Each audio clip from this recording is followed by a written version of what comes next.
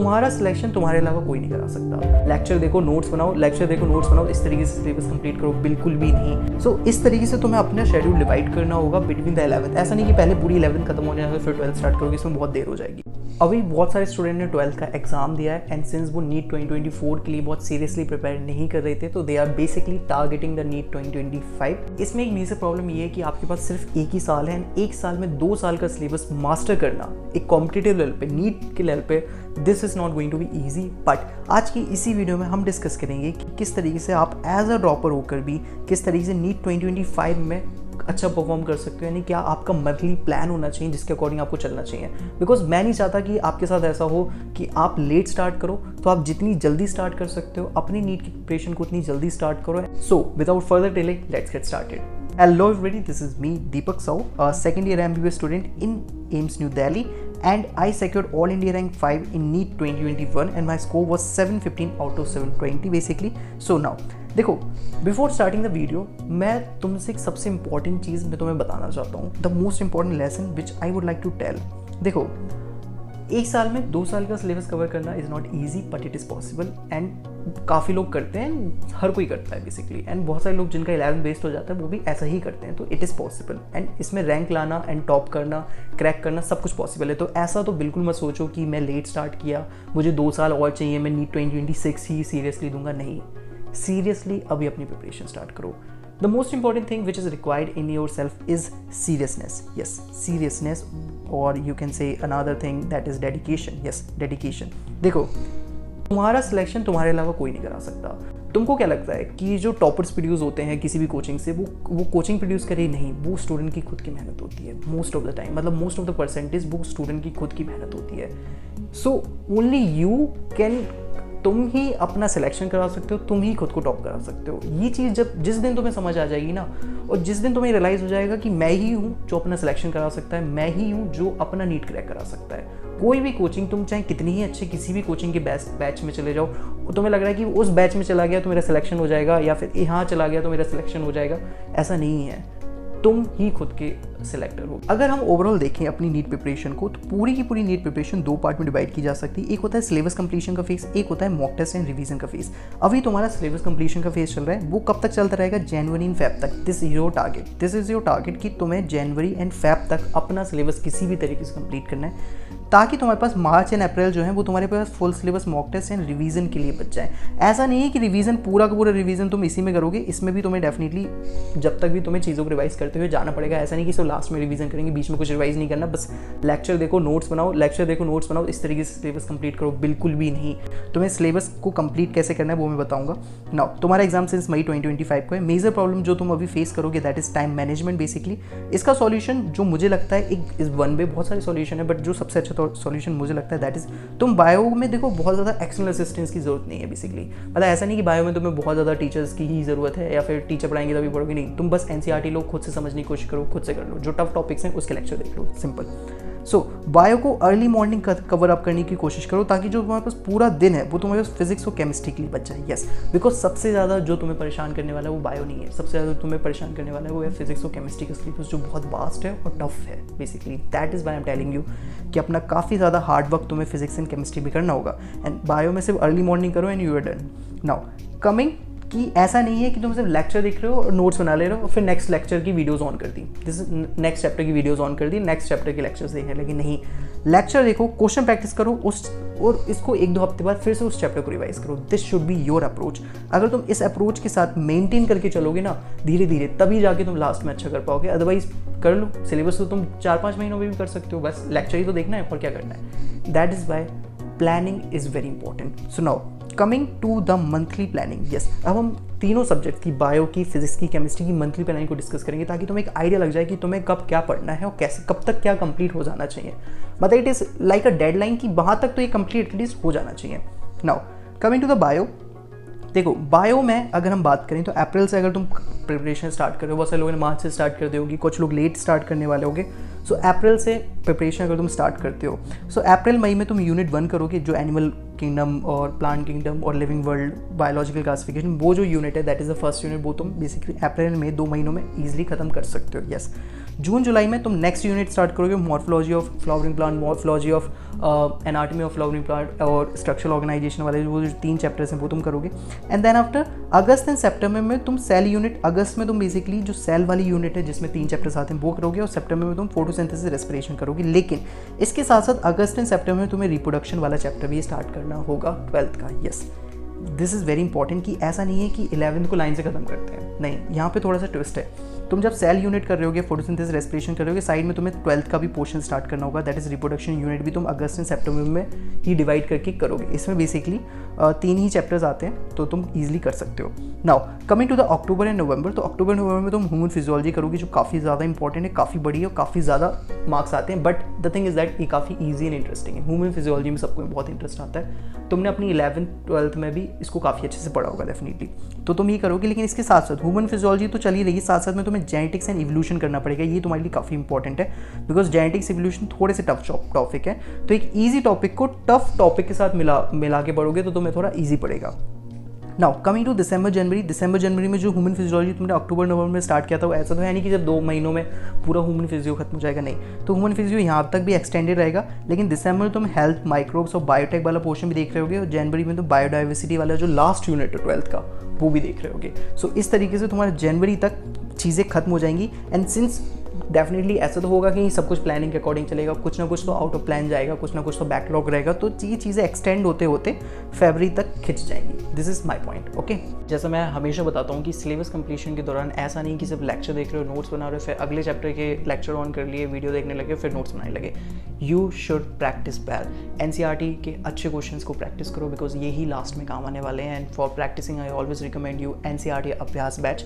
कोशिश करो एनसीईआरटी में जो पेजेस पढ़ते जा रहे हो, फॉर एग्जाम्पल रोज 15 पेजेस पढ़ रहे हो, तो यहाँ से पेज वाइज फिल्टर लगा के उसके पर्टिकुलरली वो उस पेजेस के क्वेश्चंस प्रैक्टिस करो, अच्छे क्वेश्चंस को बुकमार्क करो ताकि दोबारा से रीअटेम्प्ट कर सको। साथ साथ में जो चैप्टर पढ़ रहे हो उसकी पीवाईक्यू मार्क्ड एनसीईआरटी पे जाओ। इसमें पीवाईक्यू मार्क्ड एनसीईआरटी का भी सेक्शन है। देखो जैसे हमने यहाँ पे खोल रखा है, तो ये जो पिंक लाइन्स है हाईलाइटेड है, इसका मतलब इससे क्वेश्चंस प्रीवियस ईयर में आए हुए हैं। इससे क्या क्वेश्चन आया, you can also check it out. You can also buy this NCERT Abhyas books, basically जो 4 केमिस्ट्री की हैं, 4 फिजिक्स की हैं, जो टोटल 11 12 को कवर अप करती हैं। एंड इसके साथ साथ बेसिकली आपको ये ओएमआर शीट मिल रही है, जो अगर आप स्टार्टिंग से प्रैक्टिस करोगे, एक्चुअल ओएमआर शीट ही है ये जो नीट में होती है, सो दैट आपकी प्रैक्टिस काफ़ी अच्छी होगी ना, आपकी एक्यूरेसी काफ़ी हाई होगी, बबलिंग वगैरह में गलती नहीं होगी। Try to purchase the both combo of NCERT Abhyas batch and this books, and सारी लिंक्स वगैरह मैंने डिस्क्रिप्शन में दे दी हैं, so go and check it out. Coming to the physics की अगर हम मंथली प्लानिंग की बात करें, जो बहुत ज़्यादा इंपॉर्टेंट है बिकॉज सच बताऊँ फिजिक्स का सिलेबस बहुत बड़ा है। फिजिक्स का सिलेबस बहुत बड़ा है, हर एक चैप्टर को कवर करने में काफ़ी टाइम लगता है, इसलिए तुम्हें यहाँ पे बहुत ज़्यादा मेहनत की ज़रूरत है। इसलिए मैंने कहा कि बायो को सुबह पढ़ो, पूरा जो ड्यूरेशन है दिन का उसमें फिजिक्स में बहुत मेहनत करो। जब आप अप्रैल से स्टार्ट करोगे तो गो स्लोली, मोशन को समझने की कोशिश करो। जिन लोगों की फिजिक्स वीक से उसको प्लीज़ मोशन को अच्छे से समझने की कोशिश करो। मोशन है प्लेन, मोशन है स्ट्रेट लाइन, दीज 2 टॉपिक्स ही आप बस ये 2 टॉपिक्स अभी अप्रैल में करो। मई जून जुलाई तुम पूरा मैकेनिक्स कर रहे होगे। Yes, this is very important. Mechanics में Newton's law of motion, work energy power, gravitation. देखो रोटेशन जो है ना, मैं मानता हूँ कि रोटेशन से 1-2 क्वेश्चन आते हैं, एक सेक्शन बी में क्वेश्चन आएगा। बहुत ज़्यादा परेशान होने की जरूरत नहीं है, अगर तुम्हें समझना है, बहुत ज़्यादा टाइम वेस्ट करने की जरूरत नहीं है, उसको तुम छोड़ भी सकते हो, आगे बढ़ सकते हो, because you have to be smart. अगर तुम्हें पहले से आता है, तुम फिजिक्स तुम्हारी बहुत अच्छी है, तो तुम डेफिनेटली करो, बट तुम्हें नहीं आता तुम उसको लेकर परेशान मत हो, क्योंकि बहुत बड़ा टॉपिक है, वो बहुत ज़्यादा इंपॉर्टेंट भी नहीं है मेरे हिसाब से, ठीक है। So gravitation, work energy power, Newton's law of motion, ये तुम कब करोगे? मई जून जुलाई के दौरान। नाउ सिंस फिजिक्स का सिलेबस बहुत बड़ा है, तो इस वजह से अब तुम जैसे ही मैकेनिक्स खत्म करोगे, मैकेनिक्स यानी ग्रेविटेशन तक खत्म करोगे, तुम 12th स्टार्ट कर सकते हो, वो तुम्हें समझ आने लगेगी अगर तुमने मैकेनिक्स कर लिया तो। इसलिए अगस्त में जो तुम मेजरली कर रहे होगे वो इलेक्ट्रिक चार्जेस एंड कैपेसिटेंस वाला जो है, इलेक्ट्रिक पोटेंशियल वगैरह वाला जो फर्स्ट 2 चैप्टर्स हैं 12th के, ये तुमने अपनी 12th क्लास में पढ़ा होगा, तो डेफिनेटली ये इसकी थ्योरी तुम्हें आती है, तो इस वजह से तुम्हें इसकी प्रैक्टिस अच्छे से करनी पड़ेगी। So electric charge and capacitance तुम अगस्त में करोगे। अगस्त में तुम mechanical properties of solid and liquid भी करोगे। सितंबर में तुम करंट, इलेक्ट्रिसिटी एंड मैग्नेटिज्म वाला चैप्टर करोगे। अक्टूबर में तुम magnetism and matter, electromagnetic induction कर रहे होगे। नवंबर में तुम एसी एंड ईएम वेव करोगे। AC is a very tough, मतलब कह नहीं सकते कि वेरी टफ है, बट ईएम वेव थोड़ा ईजी है, यू नो, तो एसी के साथ ईएम वेव थोड़ा सही रहेगा।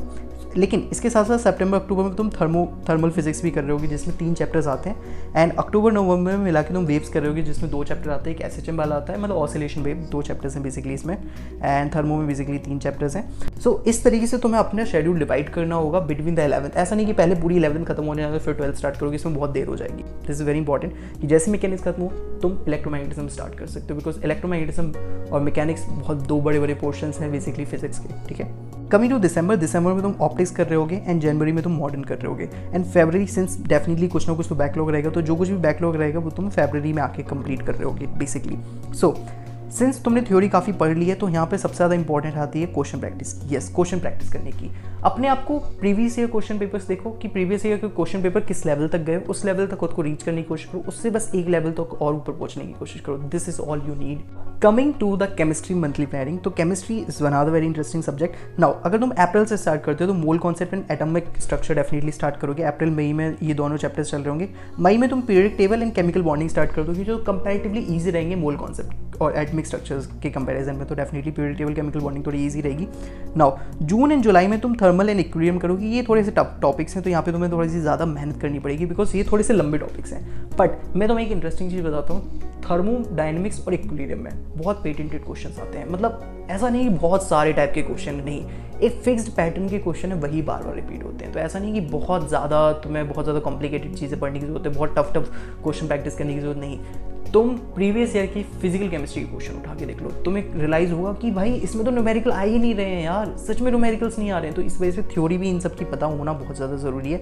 तो बहुत टफ न्यूमेरिकल जानने की जरूरत नहीं है, बहुत सिंपल फॉर्मूला बेस्ड अप्रोच रखोगे तुम कर ले जाओगे।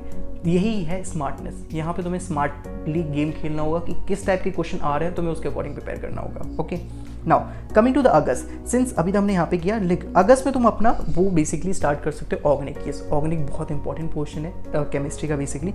अगस्त, सितंबर, अक्टूबर, नवंबर, ये 4 महीने तुम ऑर्गेनिक चलने दोगे, मतलब इट विल बी डिस्ट्रीब्यूटेड। बीच बीच में हम अदर टॉपिक्स भी टच करेंगे। कैसे? अगस्त में तुम स्टार्ट करोगे जियोशी हाइड्रोकार्बन से, सितंबर में तुम बेसिकली हेलोअरीन्स, हेलो एल्कीन्स या फिर अल्कोहल, फिनॉल, ईथर और एल्डिहाइड या फिर अमीन्स या फिर बायोमोलिक्यूल, तो बहुत छोटा सा टॉपिक है बेसिकली, चैप्टर है। तो उस तरीके से करोगे। तो इस तरीके से तुम इन 4 महीनों में अगस्त, सितंबर, अक्टूबर, नवंबर में पूरे ऑर्गेनिक की इन पर्टिकुलर चैप्टर्स को डिस्ट्रीब्यूट करोगे। आइसोमेरिज्म पे अच्छे क्वेश्चंस आ रहे हैं तो आइसोमेरिज्म थोड़ा अच्छे से कर लेना एंड रिएक्शन मैकेनिज्म देख लेना। एक बार तुमने रिएक्शन मैकेनिज्म अच्छे से कर लिया ना तो तुम्हें जो बाकी टॉपिक्स हैं अल्कोहल, एल्डिहाइड, अमीन्स, ये सब बहुत ईजी लगने लगेगा। तो एक बार उसको देख लेना। बहुत ज़्यादा एक्स्ट्रा जानने की जरूरत नहीं, एनसीईआरटी तक ही सीमित रहना, क्योंकि तुम देखो तुम्हारे पास टाइम कम है, so you have to be smart. इसलिए प्रीवियस ईयर्स को देखो कि कैसे क्वेश्चंस आए और एनसीईआरटी को देखो। That's it, that's your point. Now अगस्त सितंबर में तुम सॉल्यूशन इलेक्ट्रो एंड काइनेटिक्स भी करोगे, इलेक्ट्रोकेमिस्ट्री सॉल्यूशन। तो ये जो 3 टॉपिक्स हैं, 3 फिजिकल के 2 बहुत ज़्यादा इंपॉर्टेंट टॉपिक्स हैं तीनों के तीनों, तो अगस्त एंड सितंबर में कर रहे होगे basically. And P block, D block coordination जो तुम्हें अक्टूबर नवंबर में कर रहे होगे। नाउ बेसिकली दिसंबर एंड जनवरी में तुम बेसिकली क्या कर रहे होगे, ये जो टॉपिक्स है ना, जैसे फॉर एग्जाम्पल तुम्हारी इनऑर्गेनिक नहीं हो पाई बिकॉज ऑफ ऑर्गेनिक, या फिर तुम्हारे फिजिकल नहीं हो पाई बिकॉज ऑफ ऑर्गेनिक, वो तुम दिसंबर जनवरी में कर रहे होगे, समझ गए। और फरवरी तो तुम्हारा एक्सटेंडेड वर्जन है कि जो कुछ भी बैकलॉग रह जाता है वो तुम फरवरी में आके करोगे। So this is your overall plan for the chemistry. Just go and open your book and start your NEET preparation as soon as you can. This is my humble request to you. And NEET की preparation में मैं हमेशा आपके साथ हूँ, मैं जितनी help कर सकता हूँ अपनी साइड से डेफिनेटली करूँगा। एंड इसी के साथ हम इस वीडियो को एंड करते हैं। And thank you so much guys for watching and meet you soon, very soon in the next video. Good bye. I am glad that I recommended you NCERT Abhyas batch in NEET Essential app because it is helping a lot more students to increase their mock test score. So there is a मुस्कान जिसने 4 mock test में continuously 700 plus score किया है, जो daily 30 pages NCERT की पढ़ती है। Elon के SRG batch से अब आप बोलोगे कि एलन के SRG बैच में ऑलरेडी टॉपर्स होते हैं। So there is another student Rupam जो PW के लक्ष्य बैच से है, जिसका भी स्कोर 695 705 आ रहा है, वो भी सेम काम कर रहा है, NCERT पढ़ता है, NCERT अभ्यास बैच से प्रैक्टिस करता है। तो आप बोलोगे कि इसके पहले 630 650 आ रहे थे, अब 695 700 आ रहे हैं, not a big deal. Let me give you another example. There are 2 student Yash and Sania जो बेसिकली 500 530 स्कोर कर रहे थे, but now they are scoring 700 plus just because they are following the same procedure, reading from NCERT and practicing in NCERT Abhyas batch. There is one more student, Kavita, who was scoring 200 but now she is scoring 705 in her mock test basically. And there is another student Jay जिसके NEET 2023 में सिर्फ 169 marks थे, लेकिन since अभी वो 15 pages daily NCERT के पढ़ता है, NCERT Abhyas batch प्रैक्टिस करता है, now he is scoring 690 marks in his mock test basically. Go and check it out, NEET Essential app, links in description.